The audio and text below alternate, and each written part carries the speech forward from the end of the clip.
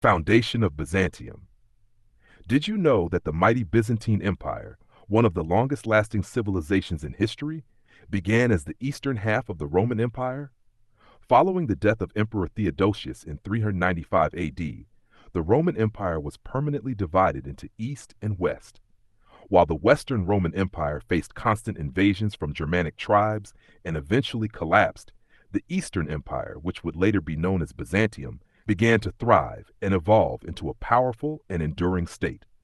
The city of Byzantium, a modest Greek settlement on the Bosphorus, gained extraordinary significance when Emperor Constantine chose it as the new capital in 330 AD and renamed it Constantinople. This decision was not random. The city was perfectly situated at the crossroads of Europe and Asia, controlling key trade routes between the Mediterranean and the Black Sea. Its natural geography, a peninsula surrounded by water on three sides, combined with massive defensive walls, made it almost impregnable, providing both security and strategic advantage. Constantine's transformation of Byzantium went beyond politics and defense. He envisioned the city as a center of culture, power, and religion. Christianity, which had recently been legalized, began to flourish, and Constantinople became a spiritual heart of the empire. Churches, markets, and grand public buildings were constructed, turning the city into a vibrant hub of life, learning, and governance. The foundation of Byzantium represents more than just the establishment of a city or an empire. It marks the beginning of a new civilization that blended Roman political traditions, Greek culture, and Christian spirituality. This strong foundation allowed the Byzantine Empire to endure for over 1,000 years, influencing the world through art, law, religion, and trade long after the fall of the Western Roman Empire. The reign of Constantine, the Great Emperor. Constantine the Great is one of the most influential figures in world history, and his reign fundamentally shaped the Byzantine Empire. Rising to power in 306 AD during a period of political chaos in the Roman world, Constantine faced numerous rivals and civil wars before emerging as the sole ruler of the Eastern Empire. His leadership was marked by both military brilliance and visionary governance, laying the groundwork for centuries of stability. One of Constantine's most remarkable achievements was his embrace of Christianity. In 313 AD, he issued the Edict of Milan, granting religious tolerance across the empire and ending centuries of persecution against Christians. This not only transformed the spiritual landscape of the empire, but also aligned political power with religious authority, giving Christianity a central role in shaping Byzantine identity for generations. Constantine also transformed the very heart of the empire by establishing a new capital, Constantinople. Under his guidance, the city was fortified, expanded, and adorned with impressive architecture, including forums, churches, and public spaces designed to showcase the empire's wealth and sophistication. Strategically located and fortified, Constantinople quickly became a thriving hub of trade, culture, and politics, surpassing even Rome in its significance. Beyond religion and politics, Constantine's reign strengthened the empire's administrative structure. He reformed taxation, reorganized the military, and centralized imperial authority, ensuring that Byzantium could resist internal instability and external threats. By the time of his death in 337 AD, Constantine had not only secured his legacy as a military and political leader, but had also laid the foundation for the Byzantine Empire's golden centuries, leaving an indelible mark on the course of history. Justinian I and the Golden Age. Following the transformative reign of Constantine the Great, Byzantium continued to grow in power and prestige, eventually reaching its pinnacle under Emperor Justinian I in the 6th century. Justinian's rule, beginning in 527 AD, is often remembered as the empire's Golden Age, a time of remarkable ambition, reform, and cultural brilliance. Justinian had a vision to restore the glory of the Roman Empire and make Byzantium an unshakable center of law, religion, and culture. One of his most enduring achievements was the creation of the Corpus Juris Civilis, or Justinian Code, a comprehensive compilation of Roman laws that would influence legal systems for centuries to come. This codification brought order and clarity, helping to strengthen the empire's administration and justice system. But Justinian was not only a lawmaker, he was also a builder. Under his reign, Constantinople was transformed into a dazzling city of marble and gold. The crowning jewel of this era was the Hagia Sophia, a magnificent cathedral that combined architectural innovation with spiritual grandeur, leaving visitors in awe and symbolizing the empire's wealth and devotion.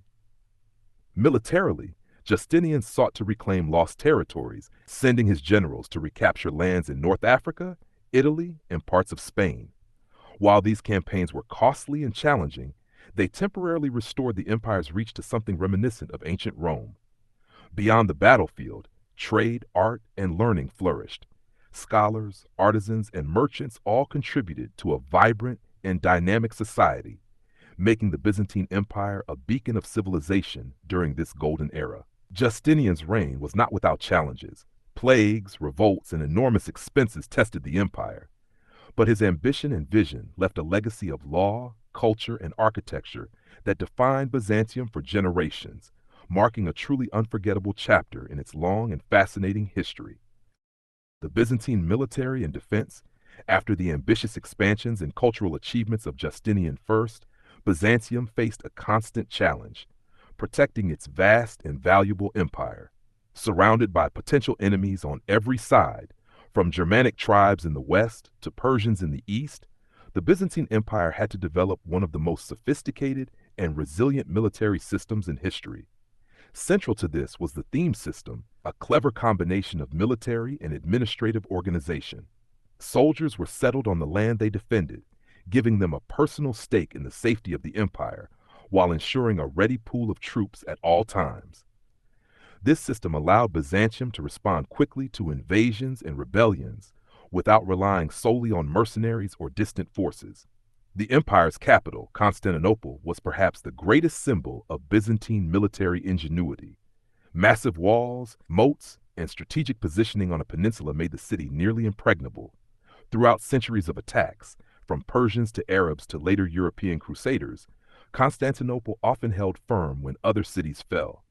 The Varangian Guard, composed of fiercely loyal Norse and later Anglo-Saxon warriors, became the emperor's elite protectors, renowned for their loyalty and skill in battle. Byzantium also innovated in warfare itself. Greek fire, a mysterious and terrifying incendiary weapon, could burn even on water and was used to defend the empire's navy against attackers. Fortresses, watchtowers, and intricate signaling systems allowed the empire to coordinate defenses over vast distances, keeping enemies guessing and citizens safe. The Byzantine military was more than just an army. It was a lifeline that preserved the empire through centuries of turbulence. Discipline, strategy, and innovation turned Byzantium into a fortress civilization, proving that brains, planning, and adaptability could match brute force and sometimes even overcome it entirely. Religious conflicts and schisms. As Byzantium's walls held strong and its armies defended distant lands, another battle was unfolding, not with swords, but with beliefs. Religion was at the heart of Byzantine life, shaping politics, culture, and daily routines, but it also became a source of tension and division. One of the most dramatic episodes was the period of iconoclasm, beginning in the 8th century. Emperors debated fiercely over the use of religious images, or icons, in worship. Some believed that these holy representations were idolatrous, while others insisted they were vital for devotion and teaching the faith. This struggle divided the population and even the clergy, leading to political upheavals, revolts, and deep social rifts. Beyond internal debates, Byzantium faced religious tensions with the wider Christian world. The growing differences between the Eastern Orthodox Church and the Roman Catholic Church, fueled by disputes over theology, authority, and practices, eventually led to the Great Schism of 1054. This split formally divided Christianity into Eastern and Western branches, a division that still exists today. Religious disputes in Byzantium were never just spiritual, they were political as well. Emperors used faith to legitimize their power, while patriarchs influenced governance and social life. Festivals, rituals, and church councils all reflected a delicate balance between devotion and authority, a balance that sometimes tipped into open conflict. Despite the turmoil, Byzantium's commitment to religion shaped its identity and culture in lasting ways. The empire became a center of theological thought, art, and liturgy, where every mosaic, church, and chant told a story of faith, power, and the struggle to define the soul of a civilization. The Macedonian dynasty. After the stormy centuries of religious conflicts and internal struggles, Byzantium entered a period of renewal and stability under the Macedonian dynasty, beginning in the 9th century. This dynasty would oversee one of the most prosperous and dynamic eras in the empire's history, marked by military victories, cultural revival, and economic growth. Under emperors like Basil I and his successors, the Byzantine Empire regained territories in the Balkans and Asia Minor, strengthening its borders and restoring a sense of pride and unity. The military, reorganized and disciplined, allowed Byzantium to defend itself effectively against both Muslim and Slavic neighbors, ensuring that the empire remained a dominant force in the region. But it wasn't just about armies. The Macedonian emperors invested heavily in culture and learning. Schools, libraries, and artistic projects flourished, producing illuminated manuscripts, intricate mosaics, and monumental architecture. Constantinople became a dazzling center of literature, philosophy, and theology, attracting scholars and artisans from across the known world. Trade and commerce thrived as well, with Byzantium controlling crucial routes connecting Europe and Asia. Markets buzzed with activity, and coins minted under Macedonian emperors circulated widely, symbolizing both wealth and stability. This golden era fostered a sense of pride among the citizens, who witnessed their empire not only defending its lands, but also shaping ideas, art, and culture that would influence generations. The Macedonian dynasty, by balancing military strength, economic prosperity, and cultural brilliance, transformed Byzantium into a shining beacon of civilization, a model of what a stable, ambitious, and creative empire could achieve. Crusades and Byzantine decline. Following centuries of military brilliance, religious debates, and cultural achievements, Byzantium entered a period of growing vulnerability. By the late 11th century, the empire faced pressures from multiple fronts: rising Turkish powers in Anatolia, restless Balkan neighbors, and the far-reaching ambitions of Western Europe. It was during this turbulent time that the Crusades arrived, forever changing the course of Byzantine history. Initially, the Crusades were intended to aid Byzantium against Muslim advances, but the alliance between the East and West was fragile. Misunderstandings, distrust, and competing interests often turned supposed allies into threats. The most devastating blow came in 1204 with the Fourth Crusade, when Crusaders, rather than fighting the Turks, attacked and captured Constantinople itself. For 3 long years, the city was looted, and Byzantium was fragmented into smaller, weakened states. This era marked a turning point. Economically, politically, and socially, the empire struggled to recover from the shock of betrayal and destruction. Key territories were lost, trade suffered, and the central authority of the emperor weakened. The empire's military, though still resilient, could no longer assert the dominance it once had under Justinian or the Macedonian dynasty. The Palaiologos dynasty. After the chaos of the Fourth Crusade and the fragmentation of Byzantium, a new dynasty emerged to reclaim what remained: the Palaiologos family. Beginning in 1261, under Michael VIII Palaiologos, the Byzantines recaptured Constantinople and attempted to restore the empire's former glory. Although the empire was smaller and surrounded by powerful enemies, the Palaiologos emperors worked to revive culture, art, and learning. Constantinople once again became a center of beautiful mosaics, grand churches, and bustling markets, reminding the world of Byzantium's rich heritage. However, political instability, constant attacks, and shrinking territories made the empire fragile. Despite this, the Palaiologos period left a lasting cultural legacy. Scholars, artists, and architects preserved ancient knowledge and created masterpieces that influenced both the Orthodox world and Western Europe, keeping the spirit of Byzantium alive even in its twilight years. Relations with neighboring powers.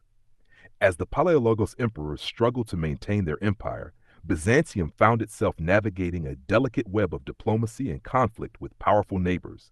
Surrounded by rising Ottoman forces, ambitious Balkan kingdoms, and remnants of Latin states, the empire had to balance alliances, marriages, and occasional warfare to survive. Trade and diplomacy became just as important as the army.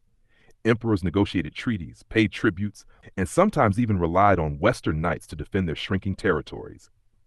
At the same time, Cultural exchanges continued, as scholars, merchants, and artists traveled across borders, keeping Byzantium connected to both East and West. Despite the constant threats, these relations highlighted Byzantium's enduring influence. Even as the empire weakened politically, it remained a vital player in the region, shaping alliances, spreading Orthodox Christianity, and leaving a lasting imprint on the political landscape of southeastern Europe. The fall of Constantinople. After centuries of resilience, innovation, and cultural brilliance, Byzantium faced its final, inevitable challenge, the rise of the Ottoman Empire. By the mid-15th century, Constantinople, once the jewel of the medieval world, was surrounded by a growing and determined enemy. The Byzantine Empire had dwindled to little more than the city itself and a few scattered territories, making its survival increasingly precarious. On May 29, 1453, after a prolonged siege, Sultan Mehmed II and his formidable Ottoman army breached Constantinople's legendary walls. Cannons, including massive bombardments never seen before in Europe, tore through the defenses that had stood strong for over 1,000 years. The fall of the city marked not only the end of Byzantium, but also a profound shift in global history, as the Ottomans established a new empire that would dominate the region for centuries. Despite the conquest, the legacy of Byzantium endured. Its art, architecture, and scholarship influenced the Renaissance in Western Europe, and its traditions of law, governance, and religion continue to shape Eastern Orthodox societies. The story of Constantinople's fall is both a tale of tragedy and transformation, a reminder of how even the mightiest empires leave an indelible mark on the world long after they vanish.